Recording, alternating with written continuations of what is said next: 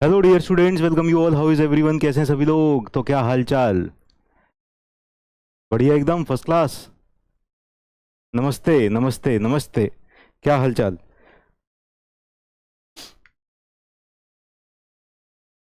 जय Shri Ram. Good evening. Good evening everyone. Good evening good evening good evening. जय Hind Rahul. Very good evening. Okay है, चलो बहुत ही बढ़िया, बहुत ही बढ़िया, शानदार। ठीक है। तो लास्ट क्लास में हमने क्या टॉपिक किया था? लास्ट क्लास में हमने कौन सा टॉपिक खत्म किया था? एक मिनट रुकना। लास्ट क्लास में which topic we had completed? कौन सा टॉपिक कंप्लीट कर लिया था?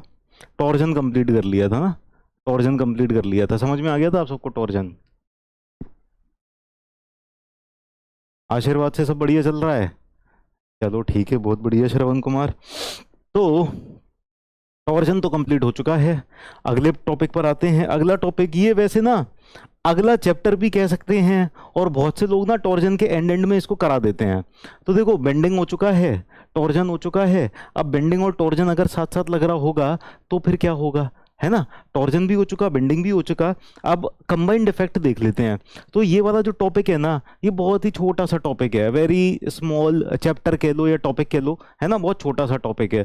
तो इसमें ज़्यादा टाइम लगेगा नहीं। हम क्या करेंगे, ये वाला टॉपिक खत्म करके आज की ही क्लास में कॉलम शुरू कर देंगे। आज की ही क्लास में कॉलम शुरू कर देंगे और अगली क्लास में कॉलम खत्म भी कर देंगे। ठीक है? तो फिर हमारे पास कल की क्लास रहेगी। कल हम स्प्रिंग्स देख लेंगे और प्रेशर वेसल्स देख लेंगे। वो दोनों भी बहुत छोटे छोटे से टॉपिक हैं। खेल खत्म। ठीक है?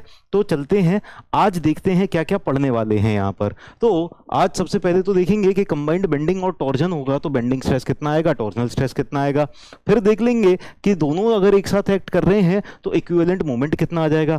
फिर दोनों एक साथ अगर एक्ट कर रहे हैं तो इक्विवेलेंट टॉर्क कितना आ जाएगा। और फिर नया चैप्टर कॉलम स्टार्ट कर लेंगे। ठीक है? बहुत अच्छी बात है, खुशी हुई सुनकर। आगे चलते हैं। कंबाइंड बेंडिंग एंड टॉर्जन, इसका मतलब क्या है कि हमारे पास एक शाफ्ट है और इस शाफ्ट के ऊपर क्या क्या एक्ट हो रहा है? इस शाफ्ट के ऊपर कौन बताएगा?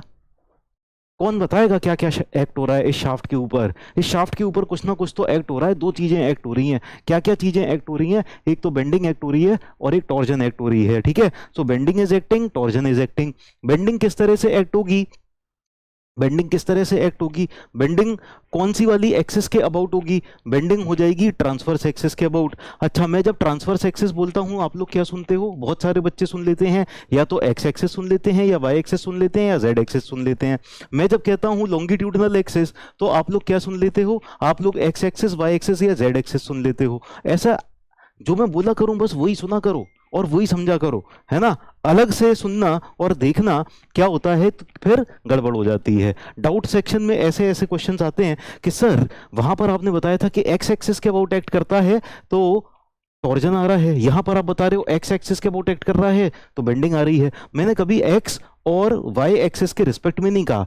मैंने क्या कहा था कि अगर मोमेंट ट्रांसवर्स एक्सिस के अबाउट है, if moment is about transverse axis, ठीक है? अच्छा, एक्स वाई और जेड अगर रेफरेंस के लिए भी ले लिया है, क्योंकि एक्स वाई जेड हमें रेफरेंस के लिए तो कुछ ना कुछ लेना पड़ेगा, तो रेफरेंस के लिए भी ले लिया है अगर, तो एक्स वाई जेड फिक्स नहीं है ना? अगर मेरा मेंबर ऐसा है और मैंने यहां पर कह दिया ये रही एक्स एक्सिस, मैंने अगर मेंबर ऐसे ले लिया तो मैं हो सकता है यहां पर कह दूं कि ये रही एक्स एक्सिस। कह सकता हूं ना? एक्स वाई और जेड ऐसी कोई फिक्स थोड़ी है कि हमको यही वाली एक्स एक्सिस, ये वाली एक्सिस को एक्स लेना है ना? लॉन्गिट्यूडनल एक्सिस एक्स ले लेते हैं, कई बार जेड ले लेते हैं। ठीक है? तो आपको कैसे याद रखना है? कैसे याद रखना है? ये उन बच्चों के लिए है जिन्होंने ये डाउट पूछा था कि सर एक्स के अबाउट होता है तो बेंडिंग होती है, वाई के अबाउट होता है तो टॉर्जन होता है, जेड के अबाउट होता है तो कुछ ऐसे करके। जिन लोगों ने एक्स वाई और जेड के रिस्पेक्ट में समझा है तो वो लोग दोबारा से समझ लो। हमारे ये जो बेंडिंग और टॉर्जन मूवमेंट आते हैं ना, ये आते हैं अगर लॉन्गिट्यूडनल एक्सिस के अबाउट मूवमेंट लग रहा है। तो वो टॉर्जन हो जाता है। ठीक है, तो यहां पर अगर इस तरह से मोमेंट लग रहा है, ये किस एक्सिस के अबाउट है, ये लॉन्गिट्यूडनल एक्सिस के अबाउट है, तो ये टॉर्क हो गया। ठीक है, और अगर ये वाली एक्सिस ट्रांसवर्स एक्सिस के अबाउट मोमेंट लग रहा है, इस तरह से ट्रांसवर्स एक्सिस के अबाउट मोमेंट लग रहा है, तो ये हो जाएगा बेंडिंग मोमेंट। ठीक है, तो जब टॉर्क और बेंडिंग मोमेंट दोनों साथ साथ एक्ट हो रहे हैं, समझ में आई बात? राधे राधे सोनू कुमार। बलदेव ने कहा शियर फोर्स बेंडिंग मोमेंट। कहां से? अच्छा, शियर फोर्स कहां है? शियर फोर्स कहां है? अच्छा, आपने कहा कि इसके ऊपर शियर फोर्स और बेंडिंग मोमेंट लग रहे हैं। टॉपिक का नाम तो कंबाइंड बेंडिंग एंड टॉर्जन है, कंबाइंड शियर फोर्स और बेंडिंग मोमेंट थोड़ी ही है। बताइए, यहां पर कोई डाउट है क्या? Any doubt? जल्दी बताइए, चैन से सोना है तो जाग जाइए, और जो भी डाउट है वो पूछ लीजिए। तो ये हमारी लॉन्गिट्यूडनल एक्सिस है, दिस इज लॉन्गिट्यूडनल एक्सिस, और लॉन्गिट्यूडनल एक्सिस के अबाउट अगर मोमेंट लग रहा होगा तो वो टॉर्जनल मोमेंट हो जाएगा। ये हमारी ट्रांसवर्स एक्सिस है, ट्रांसवर्स एक्सिस के अबाउट अगर मोमेंट लग रहा है तो वो बेंडिंग मोमेंट हो जाएगा। और ट्रांसवर्स एक्सिस दो होती हैं, एक ट्रांसवर्स एक्सिस ऐसे भी हो सकती है, इसके अबाउट भी अगर मोमेंट लग रहा है तो वो भी क्या हो जाएगा? बेंडिंग मोमेंट हो जाएगा। ठीक है, तो लॉन्गिट्यूडनल एक्सिस के अबाउट अगर मोमेंट है तो टॉर्जन, और ट्रांसवर्स एक्सिस के अबाउट मोमेंट है बेंडिंग मोमेंट। क्लियर? चलिए, बहुत अच्छी बात है, बहुत अच्छे बहुत अच्छे, इतने शानदार बच्चे। अब एक बात और समझो। अच्छा, shear force and bending moment लगेगा मतलब टॉर्जन एंड बेंडिंग मोमेंट लगेगा। अच्छा, शियर फोर्स का नाम बदल के तुमने टॉर्जन कर दिया था, या टॉर्जन का नाम बदल के शियर फोर्स कर दिया था? कोई बात नहीं, कोई बात नहीं। नमस्ते चारू जी, नमस्ते, राधे राधे धीरेन। ठीक है, चलिए अब एक काम करते हैं। अगर हमारी शाफ्ट के ऊपर बेंडिंग मोमेंट और टॉर्जन दोनों एक साथ लग रहे हैं तो इन दोनों के इफेक्ट को अलग अलग स्टडी करते हैं, और फिर इन दोनों के इफेक्ट को कंबाइन कर देंगे। तो अलग अलग तो स्टडी करना आता ही है। अगर अकेला बेंडिंग मोमेंट होता तो इसकी वजह से बेंडिंग नॉर्मल स्ट्रेस आ रही होती, मैक्सिमम बेंडिंग नॉर्मल स्ट्रेस कितनी आ जाती? ये आ जाती m/z, हाँ या ना? जो मैक्सिमम बेंडिंग नॉर्मल स्ट्रेस आ जाती, ये आ जाती m/z। ठीक है ना? तो यहां पर हम लिख लेते हैं, एक minute,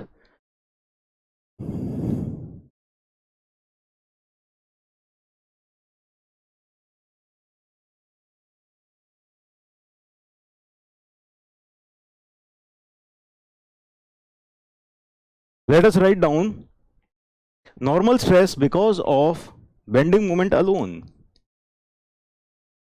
Normal stress because of bending moment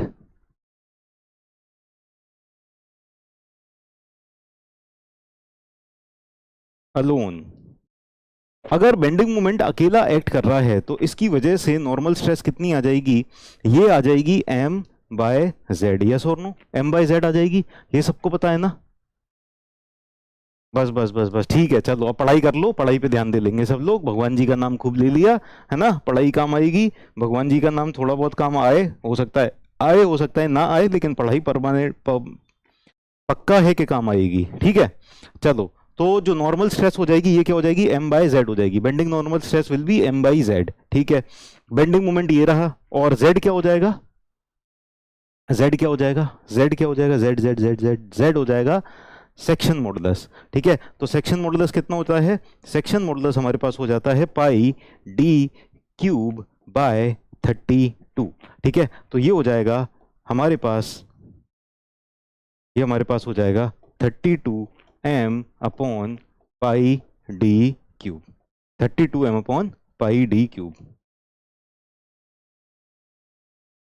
ये आ जाएगा सिग्मा। क्लियर है? कोई दिक्कत तो नहीं है इसमें? 32m/πd³ आ जाएगा। ठीक है, क्लियर है?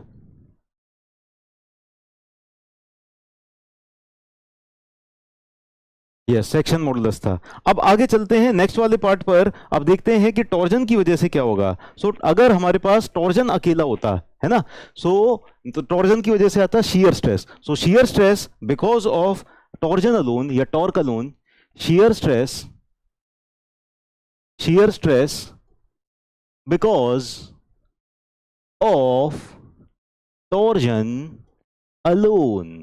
टॉर्जन अगर अकेला होता तब इसकी वजह से shear स्ट्रेस कितना आ रहा होता, तो tau will be equal to T, जो अप्लाइड टॉर्क है, टी डिवाइडेड बाय क्या हो जाएगा, सेक्शन मॉडुलस हो जाएगा, पोलर मॉडुलस हो जाएगा। यहां पर आ जाएगा पोलर मॉडुलस जेड पी। ठीक है, ये दोनों चीजें ना कई बार बता चुके हैं, तो ये सब बताने की अब तो जरूरत नहीं है, ये तो रट गई होंगी। ठीक है, तो टी अपॉन जेड पी हो जाएगा। जेड पी का फॉर्मूला क्या है ये भी आपको रट गया होगा, पाई डी क्यूब बाय 16 हो जाएगा। तो टाउ कितना हो जाएगा, 16 T upon pi D cube. किसी को इतने पार्ट में कोई दिक्कत है क्या? Any problem in this part till now? Any problem? Any problem till now? 16 T upon pi D cube, very good Sonu, क्या बात है। Pi D cube by 32, very good Baldev. चलो बहुत ही बढ़िया, शानदार, जबरदस्त, जिंदाबाद। तो ये तो अगर अकेले अकेले एक्ट हो रहे होते तो ऐसी सिचुएशन आ जाती। अब अगर कंबाइन कर दिया तो क्या होगा? कंबाइन कर दिया तो क्या हो जाएगा? कंबाइन कर दिया तो क्या हो जाएगा? नॉर्मल स्ट्रेस भी इतना हो जाएगा और शियर स्ट्रेस भी इतना हो जाएगा। लेकिन कुछ चीज बदल जाएगी, कुछ चीज बदल जाएगी। पता है क्या चीज बदल जाएगी? अब सोचो क्या चीज बदल जाएगी। अगर बेंडिंग मोमेंट अकेला एक्ट कर रहा होता तो ये प्रिंसिपल स्ट्रेस होता कि नहीं होता? उस कंडीशन में ये प्रिंसिपल स्ट्रेस होता या नहीं होता? सोचो, बताओ जरा। अगर अकेला बेंडिंग मोमेंट होता तो उस कंडीशन में ये जो स्ट्रेस आ रही है ये प्रिंसिपल स्ट्रेस होता कि नहीं होता? श्रवण ने कहा नहीं, नहीं होता। बाकी बच्चे, बाकी बच्चे क्या कहेंगे, होता नहीं होता? एलिमेंट बना देते हैं कहीं भी, मतलब जहां पर कहीं भी बेंडिंग मोमेंट देख रहे हैं, मान लो यहां कहीं बना दिया। ठीक है, टॉप मोस्ट पॉइंट पर बना दिया, मान लिया टॉप मोस्ट पॉइंट पर एक एलिमेंट ले ले रहे हैं, है ना। यहां पर एक पॉइंट ले लिया, टॉप मोस्ट पर नहीं लेते हैं, चलो हाँ चलो टॉप मोस्ट पर ही ले लेते हैं। ठीक है, टॉप मोस्ट पॉइंट पर ले लेते हैं। तो यहां पर एक एलिमेंट ले लिया। अब अकेला बेंडिंग मोमेंट होता, अकेला बेंडिंग मोमेंट होता, अकेला बेंडिंग मोमेंट होता, तो यहां पर क्या ये नॉर्मल स्ट्रेस होता इसके ऊपर? इसके ऊपर सबसे पहले तो कोई शियर स्ट्रेस आ रही होती, अकेले बेंडिंग मोमेंट की वजह से कोई शियर स्ट्रेस आ रही होती क्या यहां पर? अकेले बेंडिंग मोमेंट की वजह से क्या कोई शियर स्ट्रेस होती? नहीं, कोई शियर स्ट्रेस नहीं होती। ठीक है, सिर्फ नॉर्मल स्ट्रेस होती। चलो अब देख लेते हैं कि ये क्या है, एलिमेंट ऊपर है, ऊपर है, बेंडिंग मोमेंट इस तरह से लग रहा है, यहां पर कंप्रेशन आ रहा होगा, कंप्रेशन आ रहा होगा, तो ये कंप्रेशन इस तरह से होगा।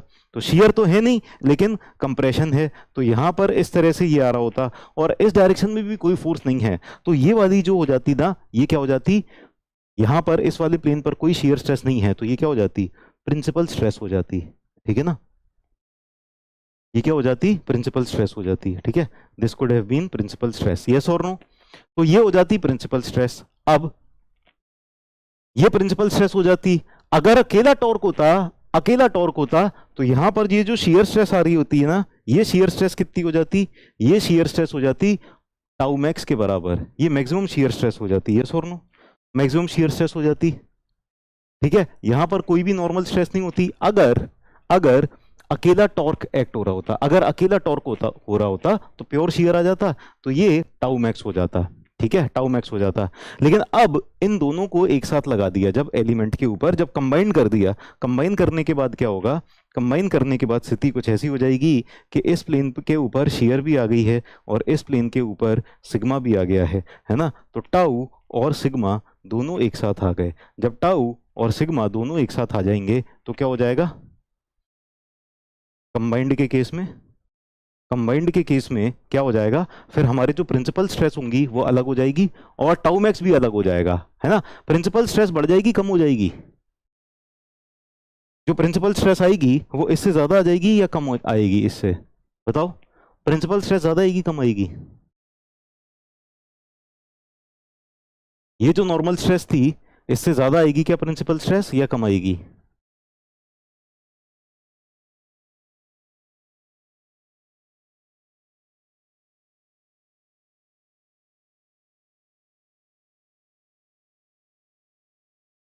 कम आएगी, कम आएगी, कम आएगी, कम आएगी, सेम आएगी, कम आएगी, सेम आएगी, कम आएगी।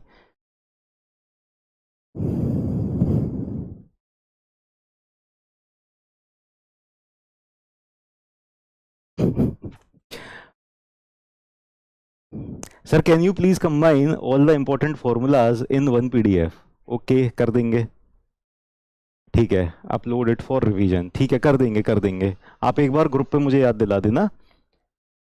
हाँ, प्रिंसिपल स्ट्रेसेस होती हैं वो मैक्सिमम होती हैं मिनिमम होती हैं, ठीक है। Principal stresses are either maximum of all the normal stresses और मिनिमम, ठीक है।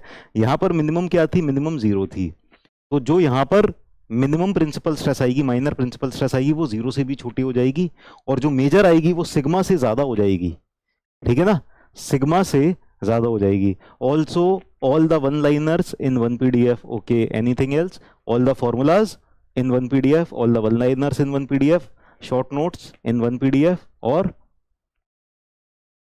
बताइए, ठीक है। ये आप ना एक बार मुझे ग्रुप पे आप ये सेंड कर देना, ठीक है, तो मुझे थोड़ा टाइम लगेगा, you give me some time, I will do it and then I will share it, ठीक है।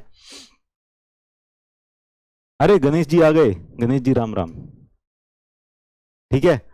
तो ये बताइए कि यहां पर जो प्रिंसिपल स्ट्रेस आएगी ना वो इस सिग्मा से ज्यादा आएगी। ये कम कैसे बोल रहे थे तुम लोग पगले लोग, ठीक है, कम नहीं आएगी ज्यादा आएगी, ठीक है। अब यहां पर आके चलते हैं, अब देखो कंबाइंड प्रिंसिपल स्ट्रेसेस देखते हैं सबसे पहले। अब इन दोनों को कंबाइन कर दिया जब, तो प्रिंसिपल स्ट्रेसेस कितने आएंगे ये देखते हैं। Principal stresses due to combined क्या था, moment and torsion, combined bending moment and torsion. तो टॉर्जन और बेंडिंग मोमेंट को अगर कंबाइन कर देंगे तो इनके कॉम्बिनेशन की वजह से जो प्रिंसिपल स्ट्रेसेस आएंगी वो कितनी आएंगी, ठीक है ना। शायरीज की भी एक पीडीएफ, ठीक है, शायरीज की भी एक पीडीएफ बना देंगे। और कुछ, और जो तुम लोगों के मजे लिए हैं यहाँ पर क्लास में उसकी भी एक पीडीएफ, हाँ वो भी सुनोगे,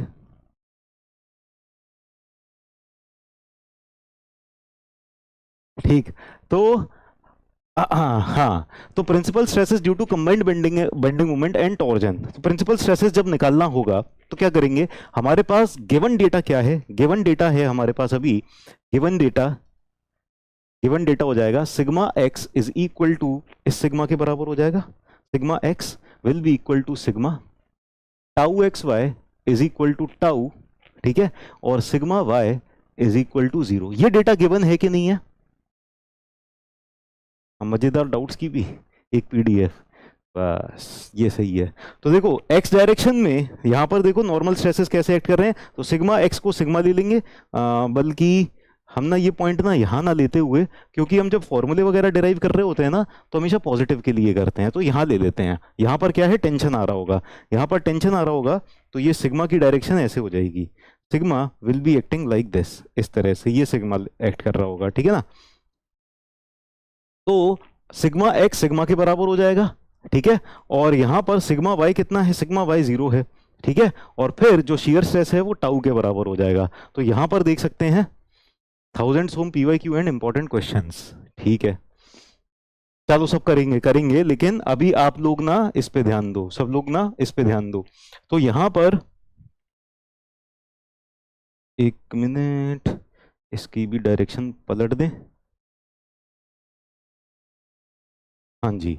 तो यहां पर सिग्मा एक्स हो जाएगा सिग्मा के बराबर, सिग्मा वाई हो जाएगा 0, और जो शियर स्ट्रेस आ रही है वो टाउ के बराबर हो जाएगी, ठीक है। अब जब ये दिया है तो प्रिंसिपल स्ट्रेसेस का फॉर्मूला क्या हो जाएगा, प्रिंसिपल स्ट्रेसेस हो जाएगा sigma 1 slash sigma 2 is equal to sigma x plus sigma y by 2 plus minus under root of sigma x minus sigma y by 2 whole square plus tau x y whole square, ठीक है। Sigma x कितना है हमारा, sigma के बराबर, sigma Y 0 है, और plus minus sigma x हो गया सिग्मा के बराबर, sigma minus 0/2 whole square plus tau square, ठीक, बहुत अच्छी बात।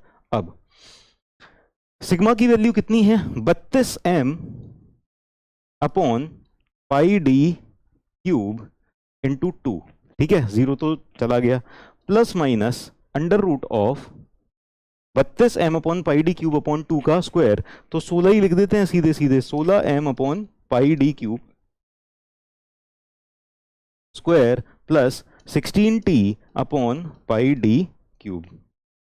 कहीं कैपिटल डी कहीं स्मॉल डी, ये तो नाइंसाफी है, अत्याचार है। ठीक है, आम का अचार है।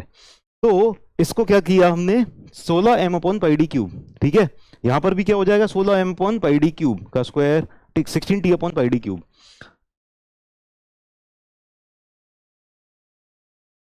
जिंतूर में फेमस क्या है?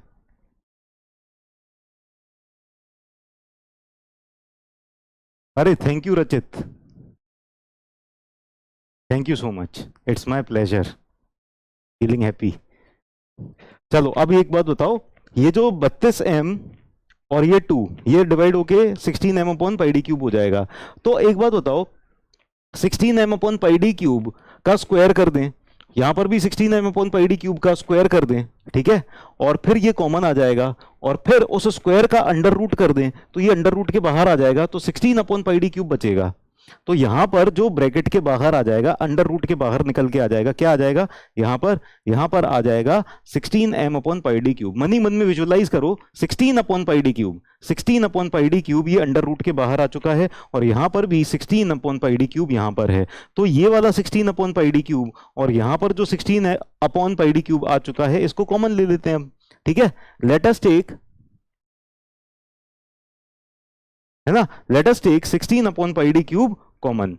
ठीक, 16 upon pi D cube common ले लेते हैं। 16 अपॉन पाई डी क्यूब को कॉमन लिया, हमारे पास आ जाएगा m plus minus under root of M square plus T square. ये आ जाएगा हमारे पास फाइनल प्रिंसिपल स्ट्रेसेस का formula, and this formula is important, you have to remember it. हालांकि इसमें है कुछ नहीं, जो हमने ट्रांसफॉर्मेशन ऑफ स्ट्रेस देखा था ना, ट्रांसफॉर्मेशन ऑफ स्ट्रेस ही तो किया, कुछ नया थोड़ी पढ़ा है इसमें। बताइए कुछ नया पढ़ा क्या? सब कुछ वही है, पर इसको अलग से चैप्टर बना दिया गया है ना। हालांकि इसमें नया कुछ नहीं है, अपने आप में कुछ नया नहीं है।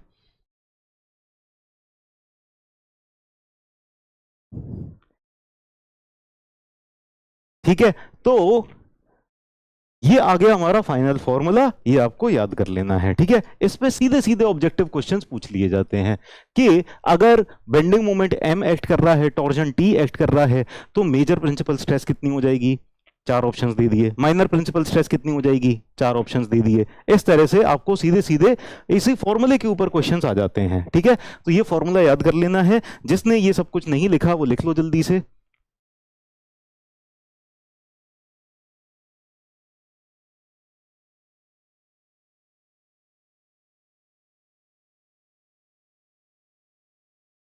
आपका डीपी किसी दूसरे के आईडी पर दिखा रहा है। अरे डीपी ईपी सब मोह माया है। उसने आपका फोटो पसंद आ गया होगा, उसने आपका फोटो डाउनलोड करके अपनी आईडी पे लगा दिया होगा, चिपका दिया होगा, स्मार्ट हो गए। डन, लिख लिया सबने? चलिए आगे चलते हैं, नेक्स्ट ये भी लिख लो आप। तो ये आ गए हमारे प्रिंसिपल स्ट्रेसेस। प्रिंसिपल स्ट्रेसेस में तो कोई दिक्कत नहीं, इजी है ना, इजी पीजी।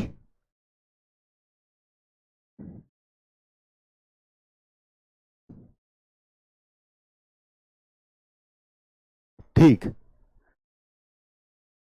अब प्रिंसिपल स्ट्रेसेस तो आ गया, हम देख लेते हैं प्रिंसिपल स्ट्रेसेस आ गया, मैक्सिमम शियर स्ट्रेसेस देख लेते हैं। Maximum shear stresses,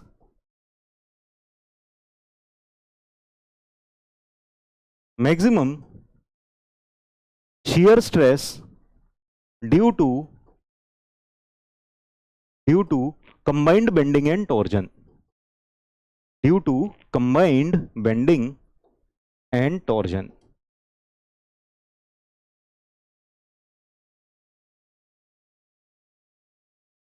maximum shear stress due to combined bending and torsion. ठीक है,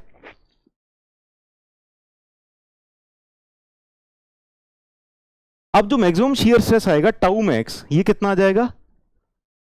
टाउ मैक्स आपको पता है ना फॉर्मूला, अगर सिग्मा 1 और सिग्मा 2 कैलकुलेट कर चुके हो, जो कि हम कर ही चुके हैं, है ना, तो सिग्मा 1 और सिग्मा 2 जब कैलकुलेट कर चुके हैं तो टाउ मैक्स कितना आ जाता है? फॉर्मूला सबको याद होगा, ट्रांसफॉर्मेशन ही चल रहा है बेसिकली, कुछ और है नहीं।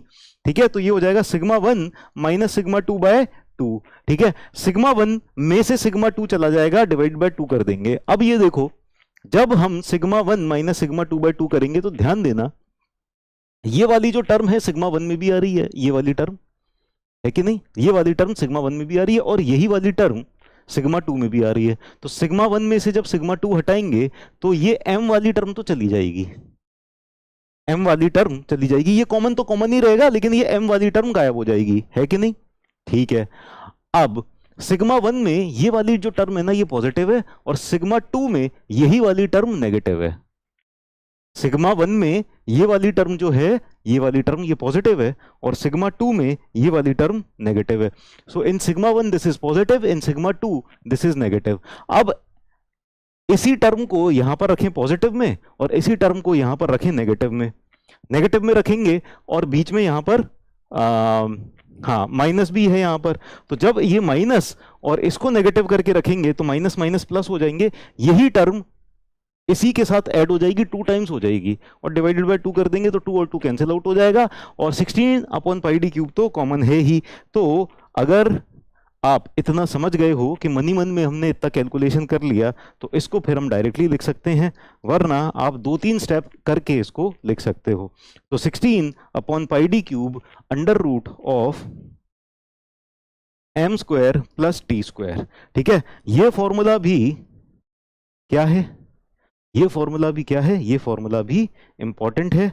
मैक्सिमम शियर स्ट्रेस का क्वेश्चन सीधे सीधे पूछ लिया जाता है डायरेक्टली ऑब्जेक्टिव में, ठीक है। और कभी हो सकता है कि न्यूमेरिकल वैल्यू दे दी गई, 100 किलो न्यूटन मीटर का बेंडिंग मोमेंट है और 50 किलो न्यूटन मीटर का टॉर्क लग रहा है, इनके कंबाइंड इफेक्ट की वजह से मैक्सिमम शियर स्ट्रेस कितना आएगा, तो हो सकता है ये भी पूछ लिया जाए, ठीक है। क्लियर है, तो लिख लो सब लोग, all the students will write it down.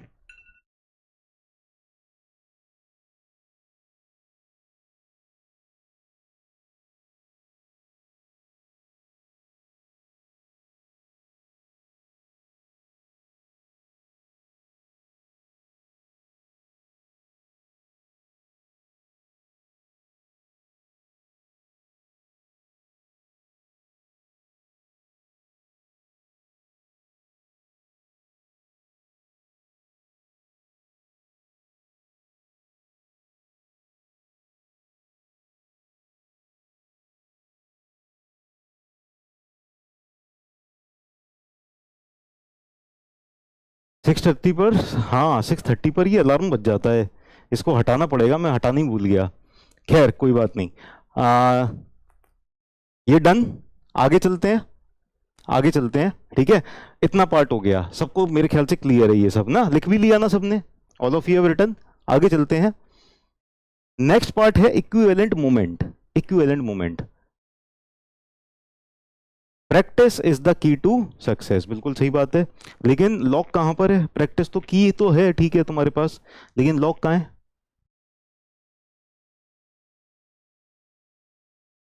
अब देखो इक्विवेलेंट मोमेंट पर चलते हैं, let's move on to equivalent moment.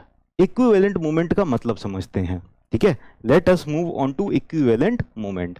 Equivalent moment एक ऐसा मोमेंट है कि जब कंबाइंड बेंडिंग एंड टॉर्जन आ रहा था, जब कंबाइंड बेंडिंग एंड टॉर्जन आ रहा था, तो कंबाइंड बेंडिंग एंड टॉर्जन की वजह से स्ट्रेसेस कुछ इस तरह से आ रहे थे, और मैक्सिमम प्रिंसिपल स्ट्रेस आया था यहाँ पर, मान लो किसी एंगल पर आया था, है ना, मैक्सिमम प्रिंसिपल स्ट्रेस ये आ गया था, और ये जो मैक्सिमम प्रिंसिपल स्ट्रेस आ गया था, ये आ गया था इतना, है ना, 16 upon pi D cube m plus under root of m square plus T square, ठीक है, ये इतना आ गया था। अब इक्विवेलेंट मोमेंट का मतलब ये है कि अगर बेंडिंग मोमेंट और टॉर्जन दोनों कंबाइन हो गए हैं, और दोनों कंबाइन होके जितना प्रिंसिपल स्ट्रेस दे रहे हैं, एक ताकतवर सा मोमेंट ऐसा कितना लगा दिया जाए कि वो उन दोनों की जगह, वो दोनों मिलके जितना प्रिंसिपल स्ट्रेस दे रहे हैं, वो मोमेंट इक्विवेलेंट मोमेंट अकेला ही उतना प्रिंसिपल स्ट्रेस दे दे। समझ में आई बात, समझ में आई बात। दोबारा से, हमारे पास जब बेंडिंग मोमेंट और टॉर्जन कंबाइंड है, बेंडिंग मोमेंट और टॉर्जन कंबाइंड है, तब इन दोनों के इफेक्ट की वजह से प्रिंसिपल स्ट्रेस इतना आ रहा है, मेजर प्रिंसिपल स्ट्रेस इतना आ रहा है। तो ऐसा कितना बेंडिंग मोमेंट लगाया जा सकता है कि जो इन दोनों की वजह से जितना प्रिंसिपल स्ट्रेस आ रहा है उस अकेले मोमेंट की वजह से भी उतना ही प्रिंसिपल स्ट्रेस आ जाए, वो वाला जो बेंडिंग मोमेंट हो जाएगा वो आ जाएगा equivalent bending moment, equivalent moment या इक्विवेलेंट बेंडिंग मोमेंट। ठीक है, क्लियर है? तो इक्विवेलेंट मोमेंट का कॉन्सेप्ट समझ गए। तो यहां पर इन दोनों को मिला के जितना प्रिंसिपल स्ट्रेस जनरेट हो रहा था इस इक्विवेलेंट मोमेंट की वजह से, अकेले की वजह से उतना प्रिंसिपल स्ट्रेस आ जाएगा। ठीक है, तो इक्विवेलेंट मोमेंट की पहले डेफिनेशन लिखते हैं, फिर इसका फॉर्मूला भी डिराइव कर लेंगे। ठीक है, सो इक्विवेलेंट मोमेंट की डेफिनेशन लिख लेते हैं।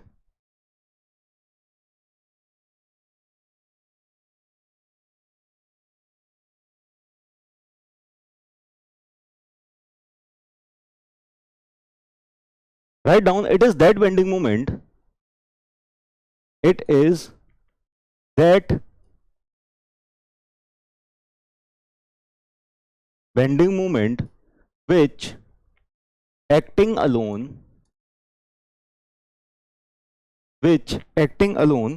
will produce the same maximum principal stress, will produce the same maximum principal stress, bracket में लिख लो sigma 1, as produced by bending moment, as produced by bending moment m,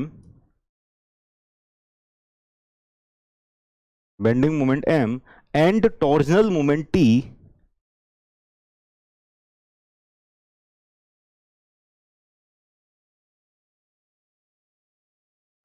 acting together।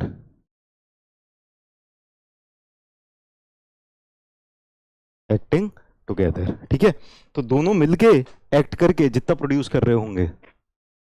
Sir moment तो पहले से ही applied है, हाँ है ना, उस वाले मोमेंट को हटा के और उस वाले टॉर्जन को हटा के अकेला बेंडिंग मोमेंट एम इक्विवेलेंट कितना प्रोवाइड कर दिया जाए कि ये उन दोनों की जगह, वो दोनों जितने प्रोड्यूस कर रहे थे उसकी जगह ये अकेला ही उतना प्रिंसिपल स्ट्रेस प्रोड्यूस कर दे। ठीक है सर, मैक्सिमम शियर स्ट्रेस का फॉर्मूला यही होता है क्या? नहीं नहीं, मैक्सिमम शियर स्ट्रेस का फॉर्मूला ये नहीं होता, ये मैंने गलत लिखाया है। ठीक है,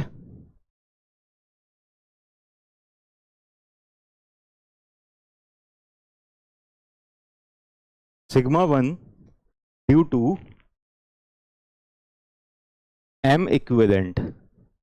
ठीक है, इक्विवेलेंट मोमेंट को ब्रैकेट में लिख लो M E Q, equivalent moment. ठीक है, तो major principal stress because of M equivalent कितना आ जाएगा, आप लोग बताएंगे? Major principal stress due to M equivalent, sigma 1 due to M equivalent कितना होगा?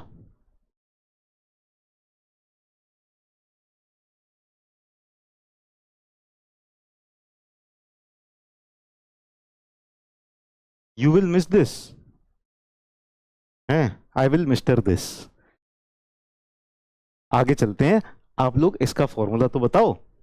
इसका फॉर्मूला चलो आप लोगों ने सोच लिया होगा, 32 M E Q upon pi D cube, yes और नो?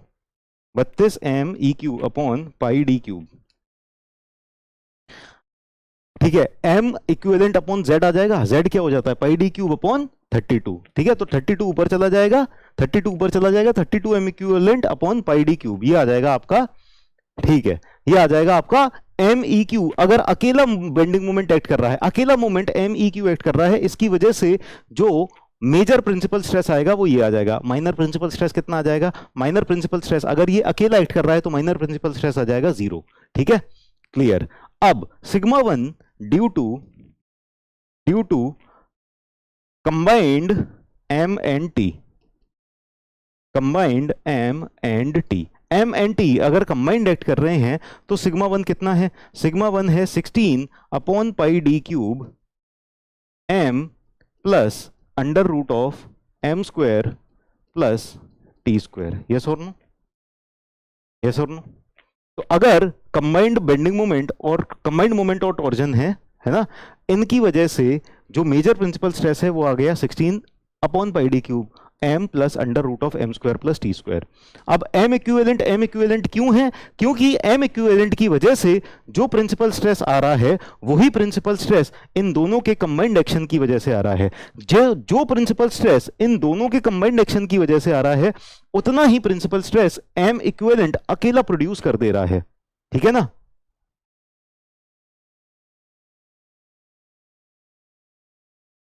आज तुम्हारे कॉलेज के टीचर ने HYSD बार को ज्यादा डक्टाइल बताया था माइल्ड स्टील से। ज्यादा डक्टाइल तो नहीं बताया होगा, ज्यादा स्ट्रॉन्ग भले ही बताया होगा, ज्यादा स्ट्रेंथ वाला बताया होगा, ज्यादा डक्टाइल नहीं बताया होगा। माइल्ड स्टील से ज्यादा डक्टाइल नहीं होता।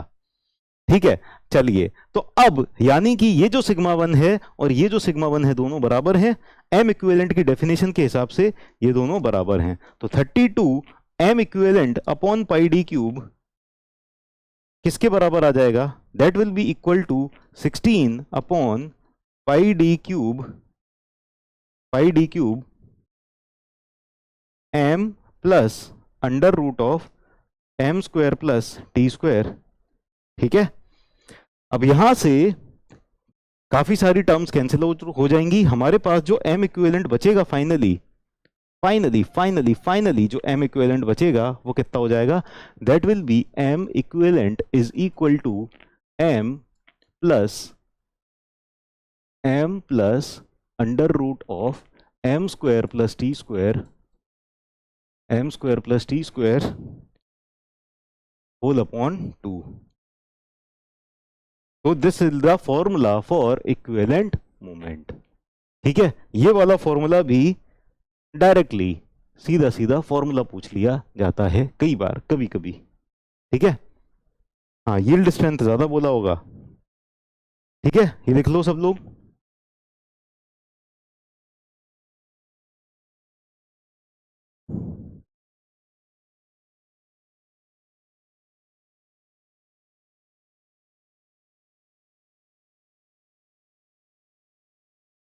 अच्छा, तुमने यही बोला था, क्लास के बाहर कर दिया था, तो फिर तुम कैंटीन चले गए होगे। ये तो बहुत अच्छी बात है।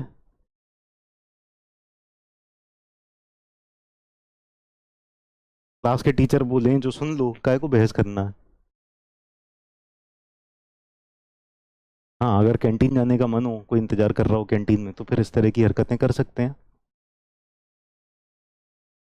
हमें पता है आप लोग इंजीनियरिंग में हो, कोई ऐसा आपके लिए बैठा तो हुआ नहीं है जो कैंटीन में आपका इंतजार करे, तो क्लास में बैठे रहो।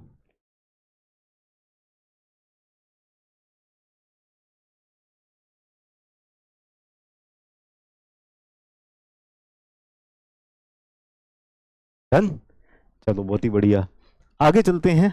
नेक्स्ट, अब आते हैं इक्विवेलेंट टॉर्क पर। इक्विवेलेंट टॉर्क, इसको ब्रैकेट में लिख लो TEQ।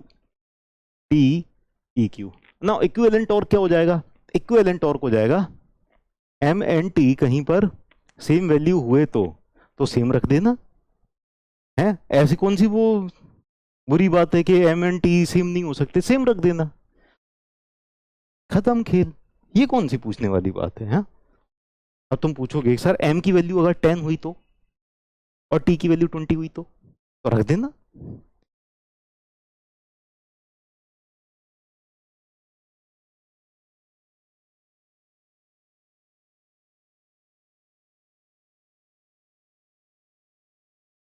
ठीक, चलो इक्विवेलेंट टॉर्क समझते हैं। ठीक है, let us understand equivalent torque. Equivalent torque क्या होता है? अभी कंबाइंड बेंडिंग एंड टॉर्जन है, कंबाइंड बेंडिंग मोमेंट और टॉर्जन दोनों एक साथ आ रहे हैं शाफ्ट के ऊपर, और इनकी वजह से जो प्रिंसिपल स्ट्रेस जनरेट हो रहा है वो अकेले टॉर्जन से तो ज्यादा ही हो रहा है। ठीक है ना, अकेला टॉर्जन जब एक्ट करता तो उससे तो ज्यादा ही आ रहा है। ठीक है, बहुत अच्छी बात है। अब ये जो इक्विवेलेंट टॉर्क है ना, ये इक्विवेलेंट टॉर्क ऐसा टॉर्क है कि कंबाइंड M और T की वजह से, कंबाइंड M और T की वजह से जितना टॉर्जन, जितनी शियर स्ट्रेस प्रोड्यूस हो रही है, ये अकेला ही उतनी शियर स्ट्रेस, उतनी ही मैक्सिमम शियर स्ट्रेस ये प्रोड्यूस कर देगा अकेला। तो ये हो जाएगा इक्विवेलेंट टॉर्क। इक्विवेलेंट टॉर्क की डेफिनेशन समझ गए? Understood definition of equivalent torque? देखो, M और टी जब एक साथ एक्ट कर रहे थे, इनके एक साथ एक्ट करने की वजह से जो मैक्सिमम शियर स्ट्रेस आ रहा था, इन दोनों की वजह से जो मैक्सिमम शियर स्ट्रेस आ रहा था, ठीक है, अकेला टी इक्विवेलेंट लगा दिया जाए, अकेला इक्विवेलेंट टॉर्क लगा दिया जाए, इतना टॉर्क लगा दिया जाए कि ये अकेला ही उतना मैक्सिमम शियर स्ट्रेस प्रोड्यूस कर ले जो ये दोनों मिलके प्रोड्यूस कर रहे थे, तो उस टॉर्क को कहेंगे क्या? Equivalent torque. ठीक है, समझ में आ गया?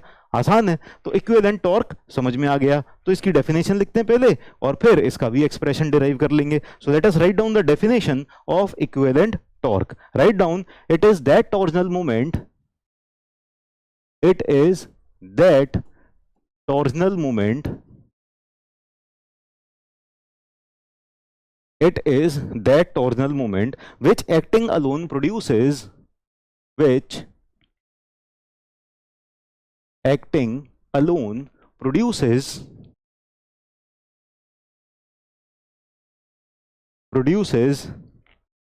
क्या produces the same amount of maximum shear stress, the same amount of maximum shear stress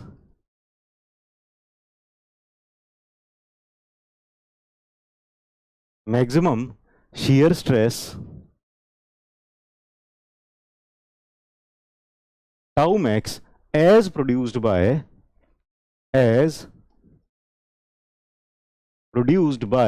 combined effect of combined action of bending moment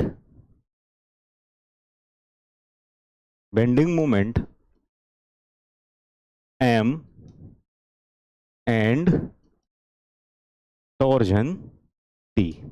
ठीक है, तो बेंडिंग मोमेंट m और टॉर्जन t मिलके जितना मैक्सिमम शियर स्ट्रेस प्रोड्यूस कर रहे थे tau max, उतना ही मैक्सिमम शियर स्ट्रेस ये इक्विवेलेंट टॉर्क अकेला प्रोड्यूस कर ले रहा है। ठीक है, तो टाउ मैक्स इक्विवेलेंट टॉर्क की वजह से कितना आएगा? Tau max due to equivalent torque कितना आ जाएगा? ये आ जाएगा 16 TeQ divided by pi D cube. Yes और नो? इतना आ जाएगा। So T equivalent divided by ZP। ठीक है, ये आ जाएगा आपका मैक्सिमम शियर स्ट्रेस। ठीक, अब tau max due to combined M and T, combined bending moment and torsion की वजह से कितना आ रहा है? ये आ रहा है 16 upon pi D cube, 16 upon pi D cube under root of m square plus T square. Yes और नो? इतना आ रहा है ना? फॉर्मूला देखो, टाउ मैक्स m और t की वजह से लिख चुके हैं ना, फॉर्मूला यही है। Now according to the definition of TeQ, अकेले की वजह से जितना मैक्सिमम शियर स्ट्रेस प्रोड्यूस हो रहा है, उतना ही मैक्सिमम शियर स्ट्रेस इन दोनों की वजह से मिलकर प्रोड्यूस हो रहा है। तो यानी ये और ये दोनों बराबर हो जाएंगे। अगर ये दोनों बराबर हो जाएंगे तो इसका मतलब है कि 16 TeQ upon pi D cube हो जाएगा इसके बराबर 16 upon pi D cube under root of m square plus T square. इसका मतलब क्या हो जाएगा? TeQ equivalent torque will be equal to under root of m square plus T square. यानी इतना टॉर्क अगर अकेला लगा दिया, इस वैल्यू के बराबर का टॉर्क अगर अकेला लगा दिया, तो ये टॉर्क उतना ही मैक्सिमम शियर स्ट्रेस प्रोड्यूस करेगा जितना m और t मिलके कर रहे थे। ठीक है ना? क्लियर है? इक्विवेलेंट टॉर्क में कोई दिक्कत? इक्विवेलेंट टॉर्क में कोई दिक्कत?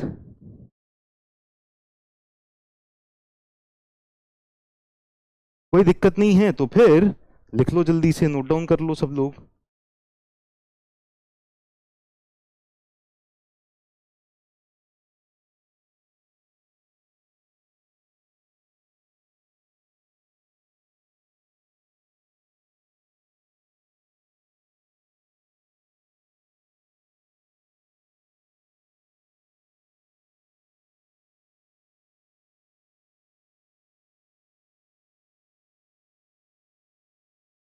डन? चलो बहुत ही बढ़िया, शानदार।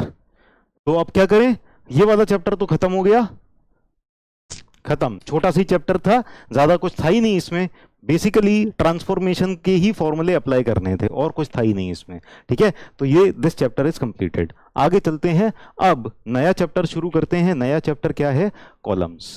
ठीक है, so new chapter we are going to start, new chapter columns.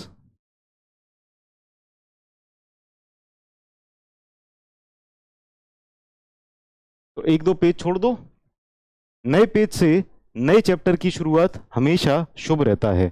ठीक है, नए पेज से नए चैप्टर की शुरुआत शुभ रहता है। ठीक है, तो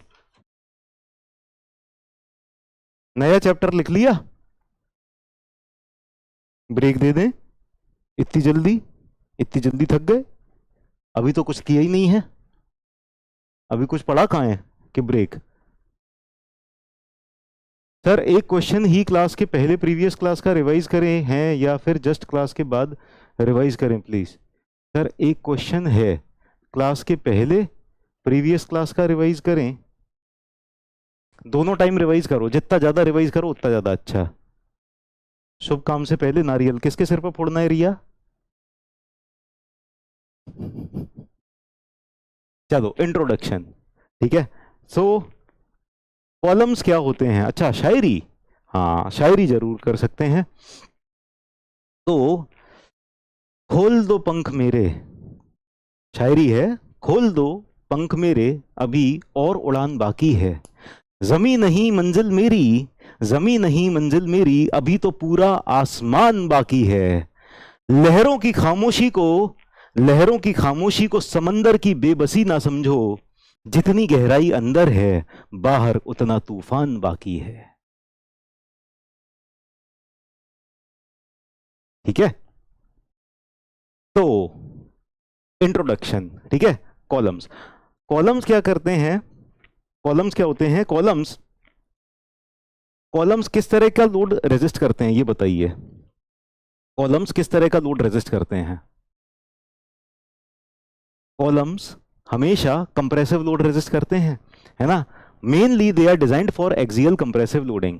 ठीक है, columns are mainly designed for axial compressive loading. तो कॉलम्स बिल्डिंग्स में किस लिए होते हैं, जैसे बिल्डिंग में कोई कॉलम है तो कॉलम के ऊपर एक्सियल लोड आ रहा होता है, कंप्रेसिव लोड आ रहा होता है। ठीक है, तो एक्सियल कंप्रेसिव लोडिंग को रेजिस्ट करने के लिए हम कॉलम्स बनाते हैं। ठीक, नाउ कॉलम्स अलग अलग जगह पर अलग अलग नाम से भी जाने जाते हैं, जैसे स्टील बिल्डिंग्स में, स्टील बिल्डिंग्स या स्टील स्ट्रक्चर्स में कॉलम्स को बोलते हैं स्टैंशियंस, स्टैंशियंस। ठीक है, ये लिख लेंगे अभी, स्टैंशियंस। ठीक है, स्टील बिल्डिंग्स में हम इनको बोलते हैं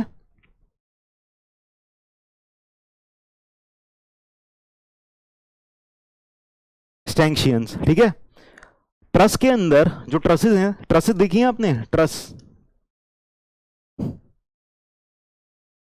ट्रस, ट्रस देखी है आपने, तो ट्रसेस के अंदर जो कंप्रेसिव मेंबर आते हैं उनको हम बोलते हैं स्ट्रट, स्ट्रट बोलते हैं। ठीक है, कंप्रेस, ट्रस के अंदर जो कंप्रेसिव मेंबर्स आते हैं उनको हम स्ट्रट बोलते हैं। ठीक है, मैकेनिकल वालों को दिक्कत है, अच्छा ठीक है चलो बता देंगे।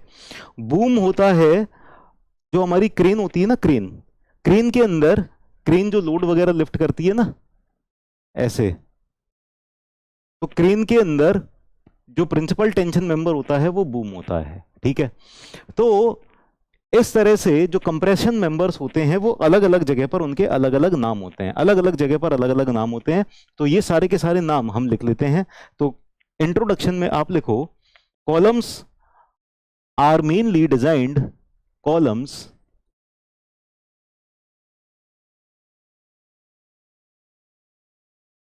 columns are mainly designed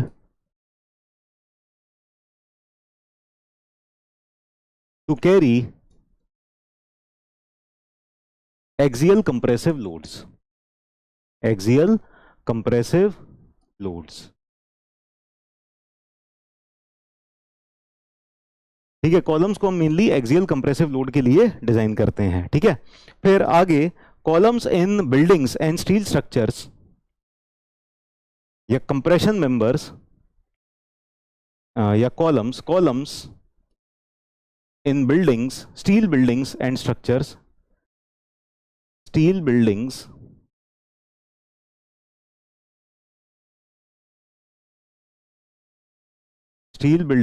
and structures are called as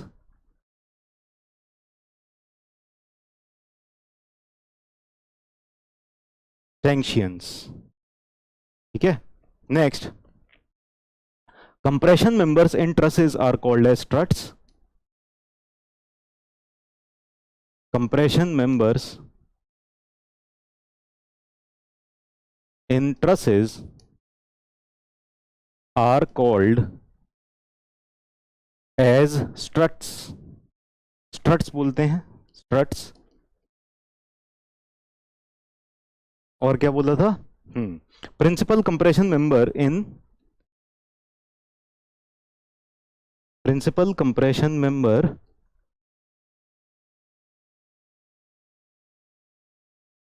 in cranes are called as boom. In cranes are called as boom.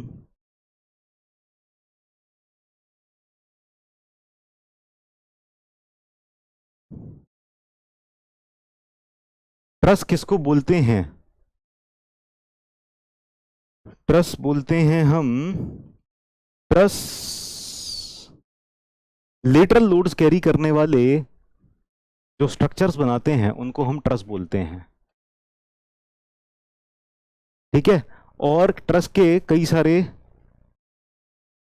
Truss आप पढ़ोगे आगे चल के ना, ट्रस पूरा का पूरा आएगा, तो अभी थोड़ा बहुत बताने का कोई मतलब तो है नहीं। Truss you will study in detail.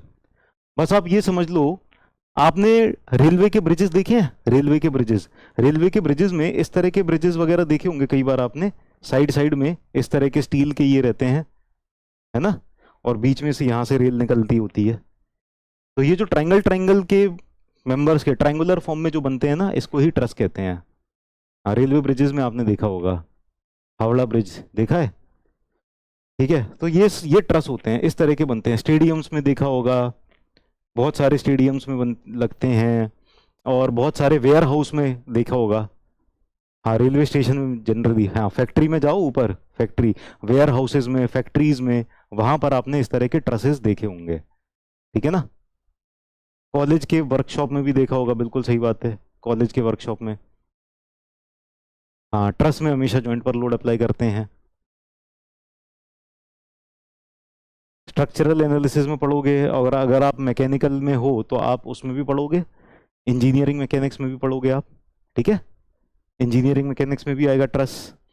चलो, तो ये सारा हो गया, आगे चलते हैं।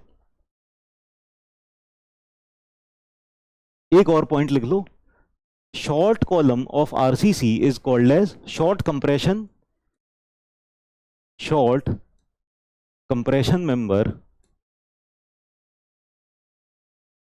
of RCC is called as post,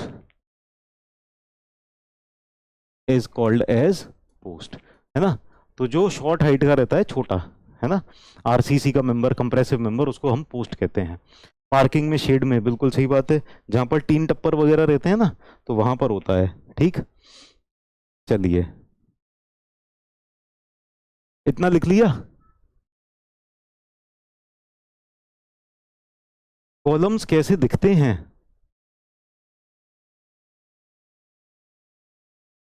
अब मैकेनिकल वाले लिख लो, क्या जा रहा है, लिखने में कोई दिक्कत है क्या?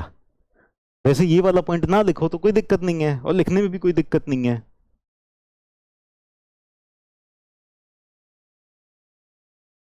बूम क्या होता है? जेसीबी देखी है? जेसीबी, या फिर लिफ्ट वगैरह, क्रेन्स वगैरह देखी है ना, क्रेन जो सामान को उठाती हैं, तो उनके अंदर कंप्रेशन मेंबर जो होते हैं, हाँ, पेडेस्टल भी कहते हैं उसको, ठीक है, पोस्ट या पेडेस्टल। अब देखो, फेलियर, कॉलम्स के अंदर कितने तरह के फेलियर होते हैं। कॉलम्स के अंदर, कॉलम इस तरह का वर्टिकल मेंबर है, और कॉलम के ऊपर, जैसे आपने, अच्छा, कॉलम्स कैसे दिखते हैं? कॉलम्स बहुत अलग अलग तरह के दिख सकते हैं। जैसे कि फॉर एग्जांपल आपने बिल्डिंग्स में देखा होगा, बिल्डिंग्स में कई जगह, बिल्डिंग्स में ना साइड में जो निकले हुए रहते हैं ना, दीवार होती है, तो ऐसे कॉर्नर में कई बार ना, कैसे बताऊं, ये वॉल है, ठीक है, एक वॉल ऐसे जा रही है, एक वॉल ऐसे जा रही है, और यहां पर ना इस तरह से निकला हुआ रहता है ये कॉलम, ठीक है। एक वॉल ऐसे जा रही है इस कमरे की, कॉर्नर वाली है ना, इन दोनों के बीच का एंगल है 90 डिग्री, तो एक कॉलम बीच में ऐसे थोड़ा सा पार्ट निकला हुआ बाहर की तरफ दिखाई देता है, तो ये होता है कॉलम, है ना। और कई बार बिल्डिंग में छुपा हुआ रहता है ना, अगर इसका साइज ज्यादा है, दीवार से नहीं छुप पा रहा, तो कई बार ऐसे कॉर्नर में आपको इस तरह का कॉलम निकला हुआ भी दिखाई देता रहता होगा। हम्म। ठीक है। अब जैसे पार्किंग में आपकी ट्रस है,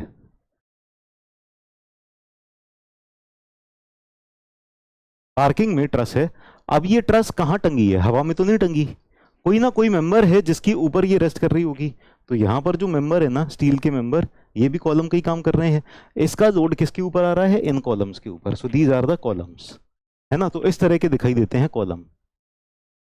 ठीक। चलो, types of failures in column, हमारे पास कॉलम है उस, और इसमें कितने तरह के फेलियर हो सकते हैं, ठीक है, कई तरह के फेलियर हो सकते हैं, कई तरह के फेलियर हो सकते हैं। देखो, हमारे पास कॉलम है, और एक पतला सा लंबा सा कॉलम था, एक पतला सा लंबा सा कॉलम था, इसके ऊपर हैवी लोड आया, हैवी लोड आने की वजह से क्या हुआ, हैवी लोड आने की वजह से ये ऐसे हो गया, हो सकता है क्या ऐसा, इस तरह से हो गया, साइड में ये बकल कर गया, एक कॉलम था, उस पतला सा लंबा सा थिन एंड लॉन्ग कॉलम, इसके ऊपर हैवी लोड आया और ये ऐसे बकल कर गया, हो सकता है ना, हो सकता है ना कॉलम ऐसे बकल हो जाए, तो ये एक तरह का फेलियर हो गया, यानी जिस लोड के लिए हमने डिजाइन किया था, है ना, ये उतना लोड नहीं ले पाया, मतलब फेलियर इस तरह से बकलिंग टाइप का फेलियर हो गया। बकलिंग फेलियर सब समझ गए ना, बकलिंग फेलियर, तो इस तरह से हो गया, तो ये बकलिंग फेलियर हो गया, ठीक है। फिर अगर कोई मोटा सा छोटा सा कॉलम है, मोटा सा छोटा सा कॉलम है ऐसे,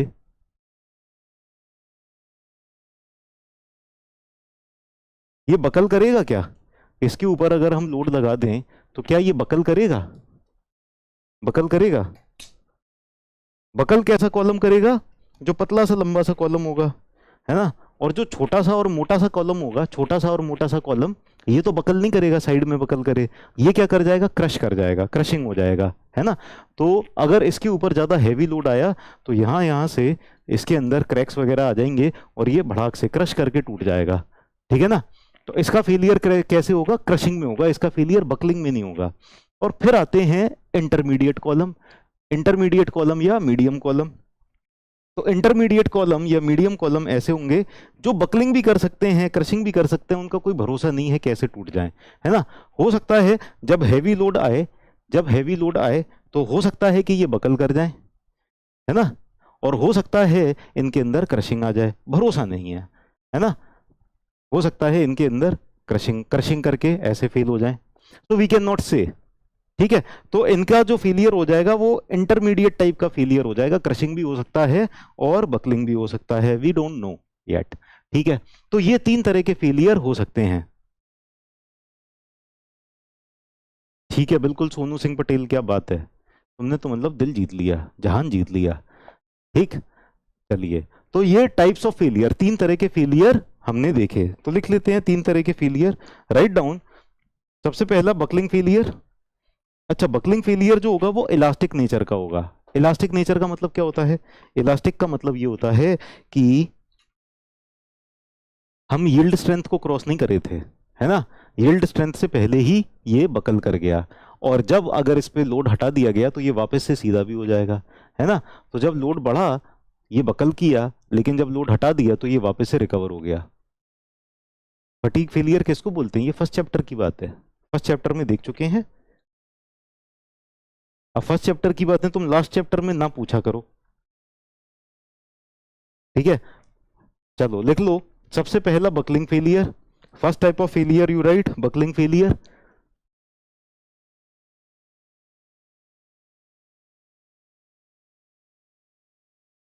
बकलिंग फेलियर, बकलिंग फेलियर हो जाएगा इलास्टिक बेंडिंग की वजह से, इलास्टिक बेंडिंग, ठीक है। लेकिन ये बेंडिंग कैसी है? लेटरल बेंडिंग है, ये लेटरल बेंडिंग, ठीक है। एक्सियल डायरेक्शन में लोड लग रहा है और बेंडिंग हो रही है लेटरल डायरेक्शन में, ठीक है। इलास्टिक बेंडिंग, या फिर ये हो जाएगा इलास्टिक इंस्टेबिलिटी की वजह से। It will be because of elastic instability.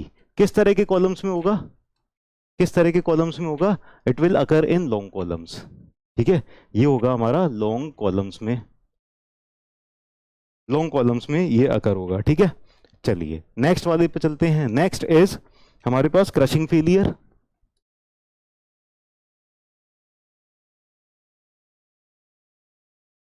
Crushing failure, ठीक है, and it will occur in short columns. ये शॉर्ट कॉलम्स में अकर करेगा, short columns. Third one, right, combined failure.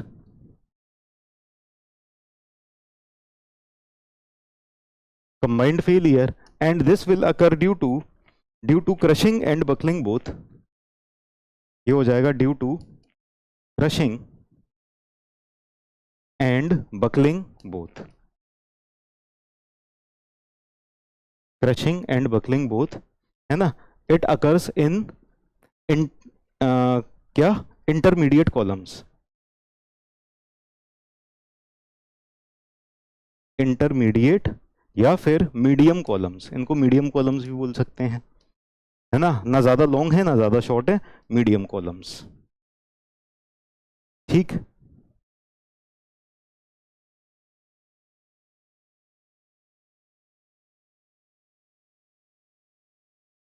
तो अगर लॉन्ग कॉलम्स की बात की जाए तो लॉन्ग कॉलम्स कुछ इस तरह से हो जाएंगे, ऐसे बकलिंग हो जाएगी। क्रशिंग फेलियर कैसे हो जाएगा? इस तरह का कॉलम है ना, इस तरह के कॉलम्स के ऊपर लोड लग रहा है, यहाँ पर ऐसा लोड लग रहा था, लंबा सा कॉलम था, पतला सा लंबा सा कॉलम, और ये वाला होगा कुछ इंटरमीडिएट टाइप का, है ना। तो यहाँ पर हो सकता है क्रशिंग हो जाए, हो सकता है बकलिंग हो जाए। एक मिनट,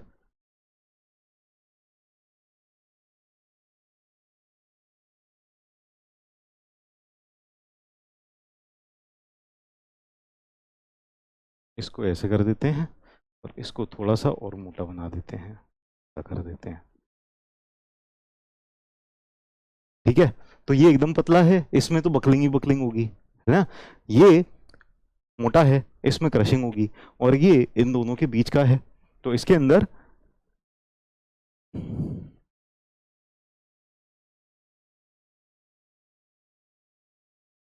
दोनों हो सकते हैं।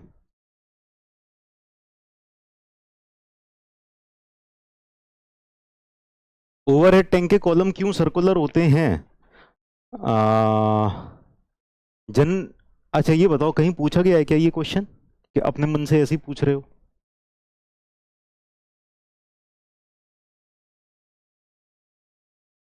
अपने मन से ही पूछ रहे हो ना, क्योंकि सर्कुलर होते भी हैं और कई बार रेक्टेंगुलर भी होते हैं। मैंने बहुत जगह रेक्टेंगुलर भी देखे हैं और सर्कुलर वैसे ज्यादातर देखे हैं, लेकिन रेक्टेंगुलर भी बहुत जगह देखे हैं। सर्कुलर जनरली वहां पर बनाए जाते हैं जहां पर ये एक्सपोज्ड होते हैं, यानी बाहर से दिख रहे होते हैं। जैसे बड़ी बड़ी यूनिवर्सिटीज में आपने देखा होगा, या पुरानी इमारतों में जहां पर कॉलम्स बाहर की तरफ दिखाई देते हैं, तो सर्कुलर कॉलम ज्यादा अच्छे दिखाई देते हैं ना रेक्टेंगुलर के मुकाबले। तो इसीलिए वो एस्थेटिक व्यू से दिखने में ज्यादा अच्छे लगते हैं।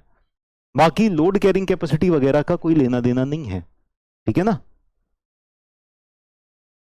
और इस तरह के फालतू बातें करके ना टाइम वेस्ट नहीं करो, है ना। जो जरूरी है पढ़ाई के लिए जरूरी है वो देखो, अपने मन की जिज्ञासाएं शांत करने के लिए यहाँ पर नहीं है। हम अपने हमारा जो पर्पस है पढ़ाई का यहाँ पर क्या है कि भैया एग्जाम के हिसाब से पढ़ना है, मन की जिज्ञासाओं के लिए नहीं पढ़ना, ठीक है।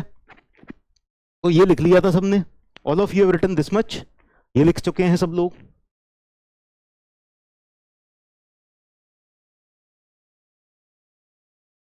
Ultimate stress upon working stress is factor of safety. Yield stress upon working stress is also factor of safety, ठीक है, डिपेंड करता है दोनों सिंह। अच्छा आप लोग ये बताओ, ये लिख लिया कि नहीं लिख लिया, आगे चले कि नहीं चले, सब चले गए हैं सब लोग, ठीक है, बहुत अच्छी बात है। चलिए अब देखते हैं यहां पर जो कॉलम्स के अंदर जो मोस्ट इंपॉर्टेंट थ्योरी है ना कॉलम्स के लिए, that theory is Euler's buckling theory या यूलर्स थ्योरी ऑफ फेलियर। तो यूलर थ्योरी जो है वो सिर्फ और सिर्फ लॉन्ग कॉलम के लिए यूज करते हैं। यूलर थ्योरी किसके लिए यूज करते हैं? लॉन्ग कॉलम्स, जिनकी लेंथ ज्यादा होती है और जिनका जो फेलियर होता है, लॉन्ग कॉलम्स है उनका फेलियर किस में होगा?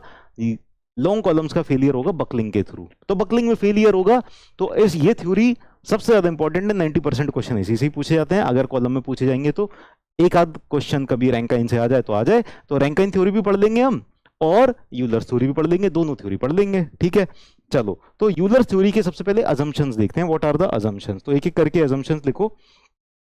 Access of column is perfectly straight when unloaded. Axis of column is perfectly straight. Axis of column is perfectly straight when unloaded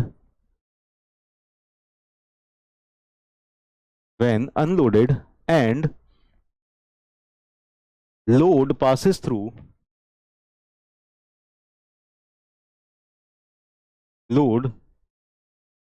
through the axis of column।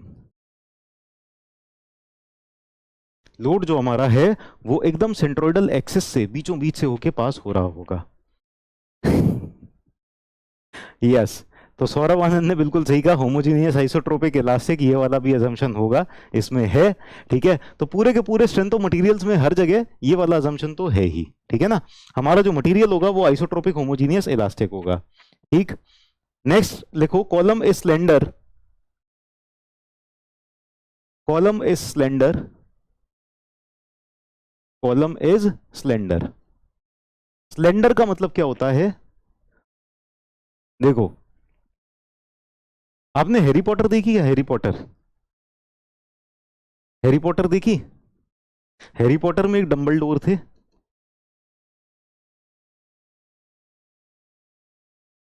ऐसे कुछ लंबा सा ओढ़े रहते थे, है ना, या डंबलडोर, और एक थे हैग्रिड।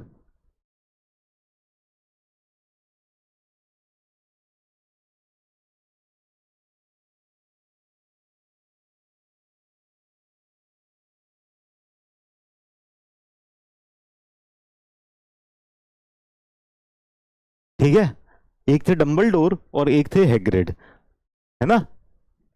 हैरी पॉटर क्या है? क्या होता है? ये बात भी सही है, हैरी पॉटर क्या होता है? हम तो इतने पढ़ाई में व्यस्त रहते हैं, हम तो मूवीज वूवीज जानते ही नहीं क्या होती हैं। ठीक है, तो ये बताओ इन दोनों में से हाइट किसकी ज्यादा है? अगर बोला जाए कि लॉन्ग कौन है? अरे तुम लोग ऐसे लिख रहे हो, हैरी पॉटर की स्पेलिंग ऐसा लग रहा है हेलीकॉप्टर लिख रहे हो। हैरी पॉटर ये होता है। हैरी पॉटर देखना, मस्त मूवी है, हिंदी में देखना। ठीक है, हाँ पेंगुइन टाइप का लग रहा है लेकिन ये हॉगवर्ड है, नहीं हैग्रिड, हैग्रिड, हैग्रिड, ये है हैग्रिड और ये है डंबलडोर। ठीक है, तो इन दोनों में से कौन की किसकी ज्यादा हाइट है? किसकी ज्यादा हाइट है? हाइट है हमारे हैग्रिड की ज्यादा।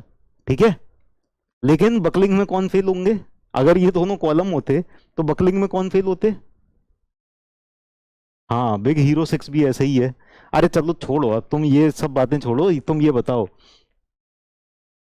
मेन मुद्दे पर आओ, मेन मुद्दे पर। ठीक है, हाइट किसकी ज्यादा है? लंबे कौन है? लंबे कौन है? लंबे हैं डंबलडोर, सॉरी हैग्रिड। लंबे हैं, हाइट ज्यादा किसकी है? हैग्रिड की ज्यादा है। ठीक है, लेकिन अगर ये कॉलम होते, अगर इनके ही साइज के हमने कॉलम बना दिए होते तो बकलिंग में फेल कौन होते? बकलिंग में फेल हो जाते डंबलडोर। ठीक है, और ये फेल होते क्रशिंग में। ठीक है, अगर हम इन पे लोड बढ़ाते बढ़ाते बढ़ाते बढ़ाते एकदम फेलियर तक ले ही जा रहे हैं, हमने मान लिया कि इनको फेल करा के ही रहना है, तो लोड इतना बढ़ाते जा रहे हैं, बढ़ाते जा रहे हैं, इनका फेलियर होगा बकलिंग में, इनका फेलियर होगा किसमें? क्रशिंग में। ठीक है, तो यानी कि जो हम कहते हैं ना लॉन्ग कॉलम शॉर्ट कॉलम, इसका लेना देना सीधे सीधे हाइट से नहीं है। समझ में आ रहा है ना? हाइट तो इनकी ज्यादा है, कॉलम की जो लेंथ है, हाइट इनकी ज्यादा है, लेकिन फिर भी ये क्रशिंग में फेल हो रहे हैं और ये बकलिंग में फेल हो रहे हैं। तो इसका सीधा सीधा लेना देना हाइट से नहीं है, इसका सीधा सीधा लेना देना है स्लेंडर से। स्लेंडर क्या होता है? स्लेंडर का मतलब होता है, ये जो स्लेंडर है, स्लेंडर इसका मतलब क्या होता है? पतला और लंबा, थिन एंड लॉन्ग, मतलब लॉन्ग होने के साथ साथ पतला होना भी जरूरी है।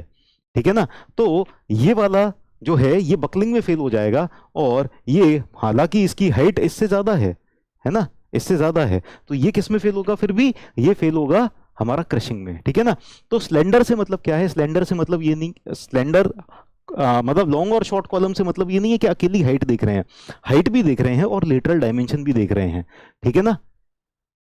यस, तो स्लेंडर होना चाहिए। अब जनरली स्पीकिंग हम लॉन्ग कॉलम शॉर्ट कॉलम बोल देते हैं, लेकिन असलियत में मतलब क्या होता है उसका, कि कॉलम स्लेंडर है या स्टॉकी है। स्लेंडर का उल्टा हो जाएगा स्टॉकी, स्टॉकी, ठीक है, स्लेंडर एंड स्टॉकी। स्टॉकी का मतलब क्या हो जाएगा कि ये मोटा ताजा सा ऐसे में है, ठीक है ना, क्लियर है। बकलिंग डिफाइन कैसे करें, एक्सियल लोड की वजह से जो लेटरल डायरेक्शन में बेंडिंग हो रही है उसको बकलिंग कहते हैं, है ना। लोड एक्ट हो रहा है, कंप्रेसिव लोड एक्ट हो रहा है एक्सेस के अलोंग, बट उसकी वजह से जो लेटरल डायरेक्शन में बेंडिंग हो रही है उसको कहते हैं, ठीक है। तो कॉलम स्लेंडर, है ना। अगला अजम्पशन क्या हो गया, अच्छा जब हमारा फेलियर किस में हो रहा है, फेलियर हमारा इसमें सिर्फ बकलिंग की वजह से होगा, है ना। बकलिंग फेलियर के लिए ही है ये, बकलिंग फेलियर है यानी हमारा कॉलम कैसा होगा, लॉन्ग होगा। तो बेसिकली लॉन्ग नहीं कहेंगे हम क्या कहेंगे, column slender, slender, that is long and prismatic, that is long and prismatic, prismatic and failure occurs due to buckling only, and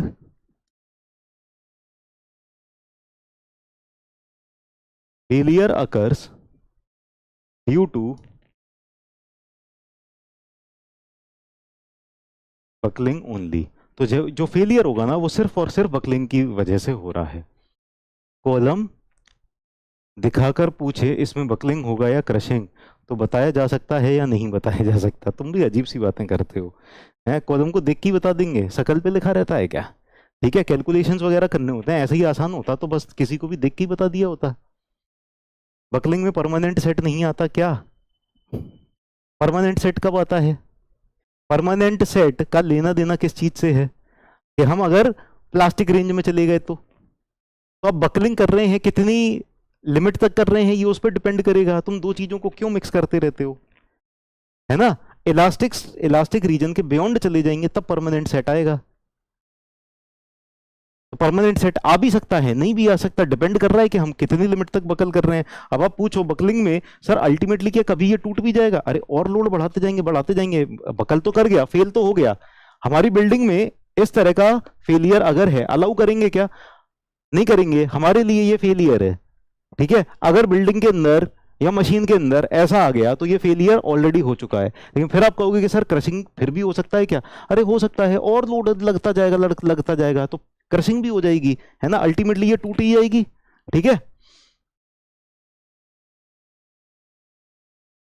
तो ऐसे ना जनरल से कुछ भी ऐसे डाउट्स मत पूछा करो कि कुछ भी बस पूछ लिया, बस अपने मन में आया, थोड़ा सा कॉमन सेंस रखो, ठीक है। आगे चलते हैं, next, third, flexural rigidity of column is constant.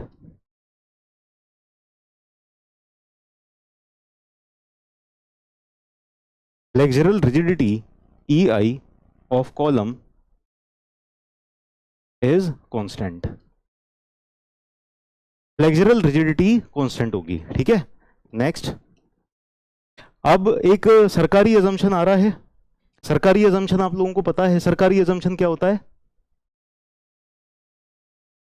सरकारी अजम्पशन है material is isotropic homogeneous and elastic, है ना। ये स्ट्रेंथ ऑफ मटेरियल का सरकारी अजम्पशन है, सबके लिए सामूहिक assumption. Material is isotropic homogeneous and elastic, public property है ये, आइसोट्रोपिक होमोजीनियस, जो थ्योरी आएगी वो थ्योरी ये अजम्पशन उठा लेगी। तो material is isotropic homogeneous and elastic,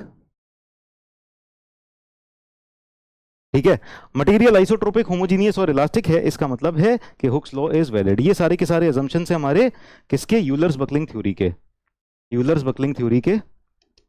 बारिश शुरू हो गई यहां पर नोएडा में, नोएडा में कौन था, कोई बच्चा था ना नोएडा में, हाँ, यूनिवर्सल अजम्पशन हो गया ये, स्ट्रेंथ ऑफ मटेरियल में हर एक थ्योरी के अंदर है।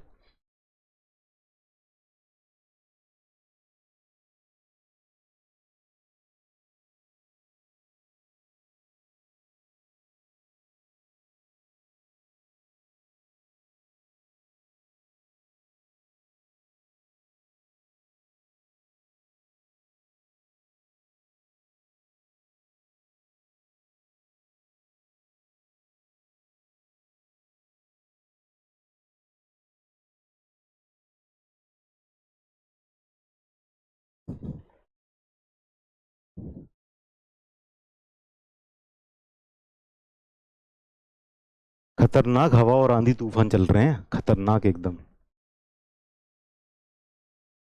बाहर का व्यू कैसे दिखाएं, कैमरा तो फिक्स है, दीवार में चिपका हुआ है, नहीं ले जा सकते। तो इसी बात से एक और शायरी याद आई कि जिन तूफानों में लोगों के आशियाने उजड़ जाते हैं, जिन तूफानों में लोगों के आशियाने उजड़ जाते हैं, उन तूफानों में हम अपना अंडरवियर सुखाते हैं। ठीक है, चलो आगे चलो।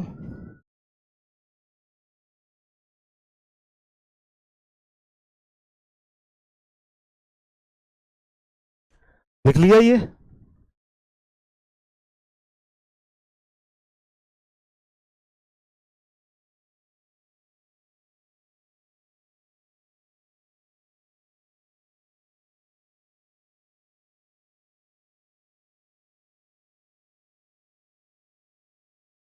सबने लिख लिया? हार्ड था ना, ऐसी खतरनाक शायरियां कभी कभी आ जाती हैं। जोशीली शायरी थी नहीं, है ना?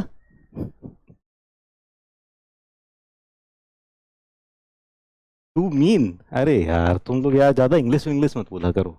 ठीक है, चलो अब यूलर्स बकलिंग लोड पे चलते हैं। ये हमारी यूलर्स थ्योरी के अजम्पशंस थे, है ना? यूलर्स थ्योरी के अजम्पशन थे। अभी टाइम क्या हो रहा है?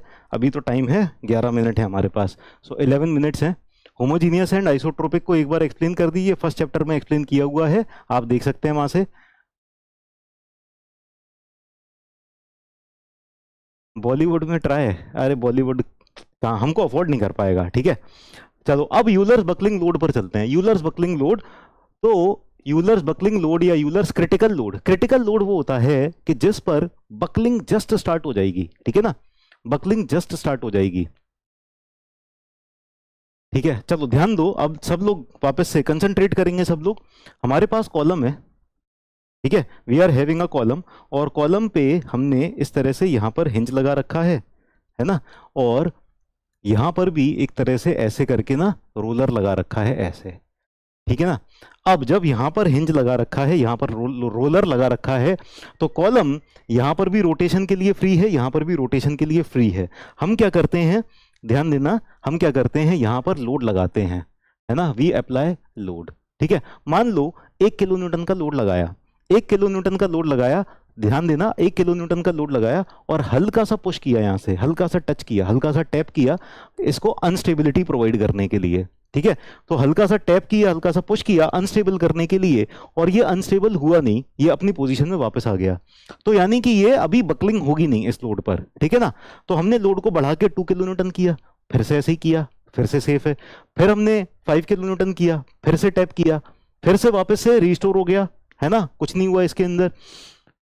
10 किलो न्यूटन बढ़ाया, 15 किलो न्यूटन, 20 किलो न्यूटन, मान लो 50 किलो न्यूटन आया, मान लो 50 किलो न्यूटन पे ऐसा हुआ कि हमने हल्का सा टैप किया ना, इसको हल्का सा अनस्टेबिलिटी प्रोवाइड की। तो क्या हुआ कि कॉलम जितना हमने डिफ्लेक्शन दिया था, जितना हमने डिफ्लेक्शन दिया था, यहाँ पर डेल्टा डिफ्लेक्शन दिया था, मान लो इस डिफ्लेक्शन पर आके रुका रह गया, इस डिफ्लेक्शन पर आके रुका रह गया। ठीक है, अब यानी ये वो क्रिटिकल लोड है, जस्ट जस्ट हम ऐसे लोड पर पहुंचे हैं कि अगर इससे ज्यादा लोड बढ़ा दिया तो क्या हो जाएगा, ये और बकल करता चला जाएगा। अभी तो जितना बकल करवाया हमने उतना ही हुआ है, लेकिन इससे ज्यादा लोड होता तो क्या होता कि ये और ज्यादा बकल कर जाता। ठीक है, और इससे कम लोड होता तो ये वापस से रिस्टोर कर जाता। तो ये वाला जो लोड है ये क्रिटिकल लोड है। क्रिटिकल लोड मतलब इससे कम पे कोई बकलिंग नहीं होगी, इस लोड से कम पे बकलिंग नहीं होगी, और इस लोड से ऐसे में ये जो वर्टिकल लोड लगा रखा है, इससे मान लो थोड़ा सा ज्यादा लोड होता और फिर हम इसको टैप करते या कुछ अनस्टेबिलिटी प्रोवाइड करते, तो ये बहुत बकल होता ही चला जाता, और ज्यादा बकल हो जाता, मतलब पूरी तरह से फेलियर हो जाता। तो ये वाला लोड जिसपे जस्ट बकलिंग स्टार्ट होने की टेंडेंसी हो गई है, ये वाले लोड को हम कहते हैं क्रिटिकल लोड, है ना? या यूलर्स बकलिंग लोड भी कहते हैं, यूलर्स क्रिपलिंग लोड भी कहते हैं। This called as Euler's buckling load और यूलर्स क्रिपलिंग लोड या critical load. Euler's crippling load या क्रिटिकल लोड। ठीक है, तो ये समझ में आ गया कॉन्सेप्ट कि किस तरह से हम क्रिटिकल लोड या क्रिपलिंग लोड या बकलिंग लोड हम निकाल रहे हैं, एक्सपेरिमेंटली ऐसे निकालते हैं। ठीक है, अरे इतना हैवी कॉलम नहीं, ये तो हमने जस्ट अपनी लैब में कंस्ट्रक्ट करके छोटा सा कॉलम और उसके ऊपर कर रहे हैं। और इतना हैवी कॉलम भैया कैलकुलेशंस के लिए कर रहे हैं हम, ऐसा कॉलम बनाएंगे थोड़ी कि जो बकल कर जाएगा, ठीक है ना। कॉलम तो हैवी बनाएंगे। अब जो हैवी कॉलम्स आप बिल्डिंग्स में देखते हो वो थोड़ी बकल कर रहे होते हैं, ठीक है। उनको डिजाइन ऐसे कर दिया ना कि हमने बकलिंग को प्रिवेंट कर, it will be buckling prevent करेगा वो।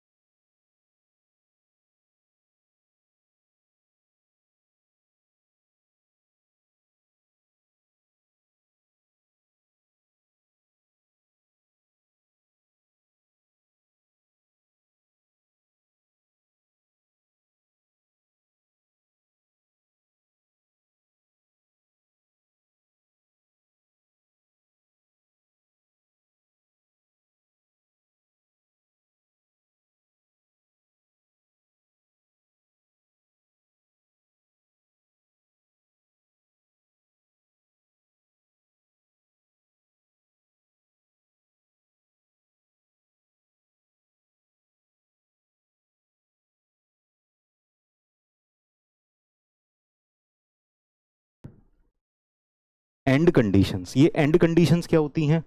एंड कंडीशंस, या इनको लिख लें सपोर्ट कंडीशंस, सपोर्ट कंडीशंस, ठीक है।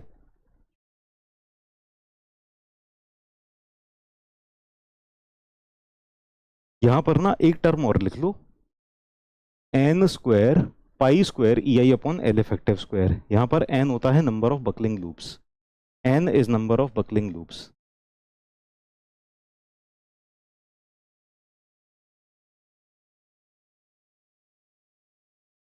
नंबर ऑफ बकलिंग लूप्स, ठीक है। वैसे इस एन का इतना ज्यादा इस्तेमाल नहीं है।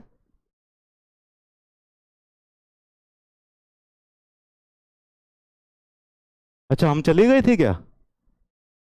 कैमरा उड़ गया था क्या? वीडियो पॉज हो गया था? ओ हमको तो पता ही नहीं चला, हम पढ़ाते जा रहे थे। चलो कोई बात नहीं, ठीक है। चलिए तो यूलर्स क्रिटिकल लोड क्या हो जाएगा? N square pi square E I upon L effective square, है ना। जनरली बहुत सारे फॉर्मूले में, बहुत सारी जगह पर, ज्यादातर जगह पर ये एन स्क्वायर नहीं लिखा रहता, नहीं लिखा रहता, ठीक है। तो इसको आप ना भी लिखो तो भी कोई दिक्कत नहीं है, it is not a problem. अगर आप एन को ना लिखो, ये वाली टर्म मेंशन ना करो, है ना, ये वाली टर्म्स मेंशन करनी है, ठीक है। अब ये एन, एन का मतलब क्या होता है? ये नंबर ऑफ बकलिंग लूप्स का मतलब क्या होता है ना। नंबर ऑफ बकलिंग लूप्स का मतलब क्या होता है? अच्छा ये आपको पता नहीं चला, चलो कोई बात नहीं। ये बताओ क्रिटिकल लोड कैसे कैलकुलेट करते हैं? यहां पर लोड बढ़ाते जाते हैं, और ये बकलिंग क्रिटिकल लोड कैसे आता है ये तो मैंने बता दिया था ना, कि धीरे धीरे हम लोड बढ़ाते जाते हैं और इसको हल्की सी अनस्टेबिलिटी प्रोवाइड करते जाते हैं कॉलम को, है ना। तो जिस लिमिट पर ऐसा होता है, जिस लोड की वैल्यू पर जितना हमने डिफ्लेक्शन दिया उतना ही बना रहता है, ना ये रिस्टोर करता है ना ये और ज्यादा डिफ्लेक्ट होने लग जाता है, वो वाला जो लोड आ जाता है वो क्रिटिकल लोड आ जाता है, ठीक है। ये तो हमने बता दिया, ठीक है। अब ये जो क्रिटिकल लोड है ये आता कितना है, ये इसका फॉर्मूला है, ठीक है। ये फॉर्मूला लिख लो आप। Critical load, Euler's buckling load या यूलर्स क्रिटिकल लोड होता है N square pi square E I upon L effective square, ठीक है। ये आप लिख लो। इसमें पी सी आर क्या है, ये वाली वैल्यू क्या है? ये है यूलर्स क्रिपलिंग लोड, ठीक है। एल इफेक्टिव क्या है? Effective length of column. E I सबको पता है क्या है? Flexural rigidity. जो कि कॉलम के लिए हमने कांस्टेंट ली है, flexural rigidity of column is constant, ठीक है। एन क्या है, N is number of buckling loops, ठीक है। अब इफेक्टिव लेंथ और नंबर ऑफ बकलिंग लूप्स ये हमको समझने हैं, ठीक है। इफेक्टिव लेंथ और नंबर ऑफ बकलिंग लूप समझने हैं। इफेक्टिव लेंथ ना हम अगली क्लास में समझेंगे, अभी नंबर ऑफ बकलिंग लूप समझ लेते हैं, ठीक है। नंबर ऑफ बकलिंग लूप्स समझ लेते हैं। इतना लिख लो पहले जल्दी से सब लोग, इतना लिख लो।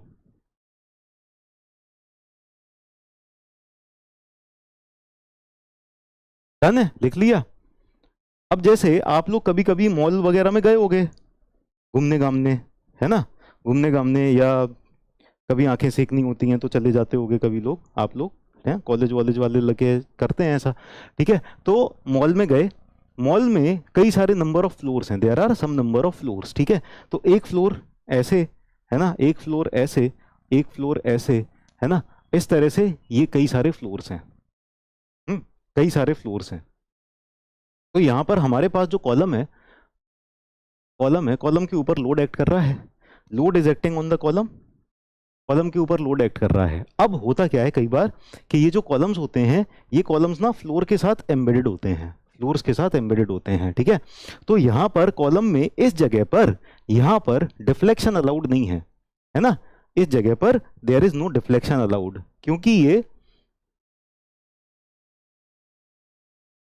इतना भी सच नहीं बोलना होता है, ठीक है, ठीक है, थोड़ा सा छुपा के रखेंगे सच। ओके, तो ये बताइए यहाँ पर ये जो कॉलम है, इस इन जगहों पर, इन जगहों पर ये जो कॉलम है, ये these are fixed with the levels, ठीक है। जो हमारे फ्लोर के लेवल हैं ये इनके साथ कॉलम फिक्स्ड है। अब इसके ऊपर अगर लोड आएगा तो ये पूरा का पूरा ऐसे तो बकल कर नहीं जाएगा जैसे पिछला वाला कॉलम कर रहा था। क्या ये कॉलम इस तरह से बकल कर जाएगा? अगर बकलिंग हुई इसके अंदर, अगर इसके अंदर बकलिंग हुई तो क्या ये कॉलम इस तरह से बकल कर जाएगा? नहीं कर जाएगा, क्योंकि ये फ्लोर के लेवल के साथ फिक्स्ड है, ठीक है ना। तो अगर इसके अंदर बकलिंग हुई तो इसके अंदर जो बकलिंग होगी वो इस तरह से होगी कि यहां पर ऐसे बकलिंग हुई, यहां पर इस, ठीक है। तो इन इन जगह पर क्या है, इन इन लोकेशंस पर ये ना मूव नहीं कर सकता, ये मूव नहीं कर सकता, डिस्प्लेस नहीं हो सकता। तो क्या होगा, कॉलम इस तरह से बकल कर जाएगा। अगर किया तो काफी पतला कॉलम हुआ तो, मतलब मैं ये नहीं कह रहा, अब आप ये मत पूछने लग रहा सर मॉल का कॉलम कैसे बकल कर सकता है, वो तो इतना मोटा सा कॉलम है। मैं वो नहीं कह रहा, मैं बस एक एग्जांपल बता रहा हूं कि अगर कोई कॉलम है जो कि किसी लोकेशन पर, कुछ कुछ लोकेशंस पर ऐसे फिक्स्ड है, उसमें लेटरल मूवमेंट नहीं हो रहा, ठीक है ना, तो वो पूरा का पूरा इस तरह से बकल तो कर नहीं पाएगा। तो in that case it will buckle like this, है ना। तो यहां पर जो नंबर ऑफ बकलिंग लूप्स हैं, यहां पर जो नंबर ऑफ बकलिंग लूप्स हैं, वो नंबर ऑफ बकलिंग लूप्स कितने आ जाएंगे, एक लूप ये बन गया, एक लूप ये बन गया, एक लूप ये बन गया, एक लूप ये बन गया। टोटल कितने लूप्स हो गए हैं, 1 2 3 4, 4 बकलिंग लूप्स हो गए हैं। तो यहां पर number of buckling loops will be n equal to 4, 4 buckling loops. तो ये बकलिंग लूप्स, बकलिंग लूप समझ में आ गए सबको? नंबर ऑफ बकलिंग लूप्स क्या होते हैं ये समझ में आ गए, है ना। तो यहां पर there are 4 number of buckling loops, correct है सर। सेम साइड में ये वाला कॉलम बकल नहीं कर सकता, सेम साइड में नहीं कर सकता, क्यों नहीं कर सकता आप खुद सोचो। सेम साइड में अगर बकल करने की मैं कहूं कि ना, ये यहां पर ऐसे, फिर यहां पर ऐसे, फिर यहां पर ऐसे, फिर यहां पर ऐसे, आप किस किस को लग रहा है कि ये जो ऑरेंज वाला जो है ये इस तरह से बकल कर सकता है क्या?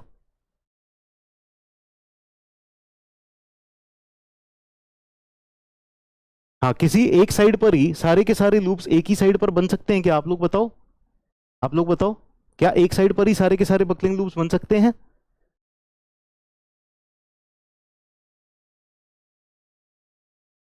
नहीं बन सकते ना, ठीक है। देखो, अगर ये कॉलम है, इसको मैंने बीच में से फिक्स कर दिया और ये इस तरफ से ऐसे जाएगा, तो जब इस तरफ से ऐसे जाएगा तो स्लोप की जो कंटिन्यूटी रहेगी, स्लोप की कंटिन्यूटी रहेगी वो इस तरह से रहेगी ना कि यहां से ऐसे जाते हुए वो सीधा सीधा ऐसे जाएगा। अगर यहां यहां से ये मुड़ गया ना, तो सोचो यहां पर कॉलम के अंदर हिंज आ जाएगी, यहां पर पूरी सीमेंट ईमेंट सब टूट टाट जाएगी, है ना। कभी भी जो कर्वेचर है ना वो एकदम से सडन चेंज नहीं हो जाता, यहां से यहां तक कर्वेचर पूरा धीरे धीरे करके चेंज हो रहा है ना कर्वेचर, ठीक है ना। तो जो कर्वेचर आएगा आगे ये कंटिन्यू रहेगा इसी तरह से ही, it will continue like this, ठीक है ना। पता नहीं, वो स्ट्रक्चर देख के पता चलेगा, थोड़ा सा विजुलाइज तो कर सकते हो, इमेजिन तो कर सकते हो। है ना। अगर बकल किया, ऐसे करके बकल करेगा तो यहां पर डैमेज नहीं हो जाएगा पार्ट इतना,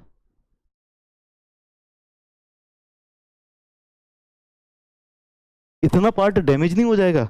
अब स्केल ऐसे करके तो बकल करवाई जा सकती है, देख रहे हो आप, बकल हो रही है इस तरह से, ठीक है। लेकिन इसी तरह से पूरा यहां पर एकदम शार्प चेंज आ जाए,